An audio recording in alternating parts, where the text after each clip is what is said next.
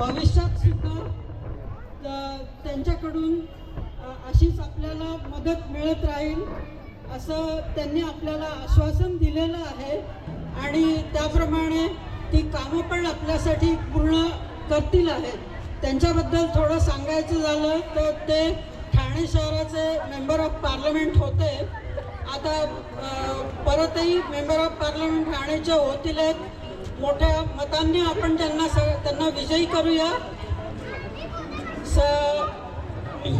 आणि इथे या एरियामध्ये शरदचंद्र पवार स्टेडियम जे झालेलं आहे ते साहेबांनीच बांधलेलं आहे.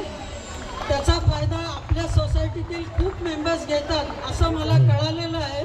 त्याच्यामुळे जे आहे ती आपल्यासाठी खूपच चांगली गोष्ट आहे. आपल्या कॉम्प्लेक्समधलं मी बघितलं आहे खूप जण तिथे त्या स्टेडियममध्ये जाऊन पूर्ण जे जे काय फॅसिलिटीज आहेत त्याचा उपयोग घेणार आहे. आणि अजूनसुद्धा बरंच काही पाण्याची व्यवस्था असू दे, इलेक्ट्रिसिटी प्रॉब्लेम्स असू देत, काही असू देत, साहेबांचा पुढाकार त्यात पूर्ण आहे आणि भविष्यात सुद्धा आपल्याला मिळत राहील असं त्यांनी सांगितलेलं आहे. त्याच्यामुळे आता आपण त्यांचं स्वागत पूर्ण आपल्या हातून व्हावं अशी इच्छा आहे. म्हणून आपण शाल आणि श्रीफळ आणि लहान मुलं त्यांच्यासाठी एक स्वागत गीत म्हणणार आहेत.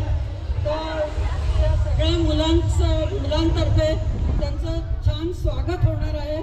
त्याचा आनंद आपण प्रथम घेऊया.